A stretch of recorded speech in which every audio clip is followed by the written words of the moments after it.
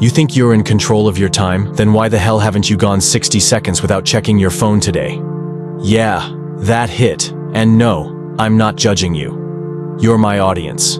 And that means I owe you something far more dangerous than validation. The blueprint I just used on you. Sit down. You're not watching this for fun anymore. You're here to learn how your mind just got hijacked in real time. Tactic number 1. The insufficient reward. You felt it when I paused, when I said, "It's fine, because you're my audience." Your brain leaned in, expecting payoff, but I didn't deliver it. That's an anticipation reward loop. It's how TikTok traps you, how casinos trap gamblers. I created tension, then withheld resolution. Now your brain is addicted to the rhythm. Still here? Good. You're halfway programmed already. Tactic number 2. Identity. Hijack.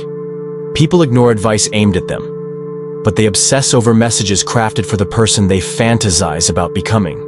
Andrew Tate didn't go viral by being wise. He went viral by speaking only to the man you secret LT want to be. You didn't hear his words.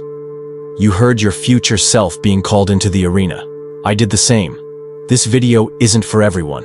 It's for the ones dangerous enough to truly understand what's happening. Tactic number 3. Cognitive dissonance. That line I opened with? You think you control your time. That's a contradiction. Your brain couldn't let it go, because now it has brain pain. Cognitive dissonance. And your subconscious is begging me to relieve it. That's why you're still here. Because you have to know how the trick ends. Now pause. Realize something. Every one of those tactics was just used on you. Live in action. You didn't just learn them, you felt them, and that's the point.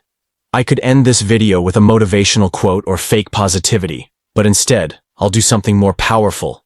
You write the ending, in your strategy, in your comments, in how you use these keys. Just one rule. Don't use them to manipulate. Use them to wake people the hell up.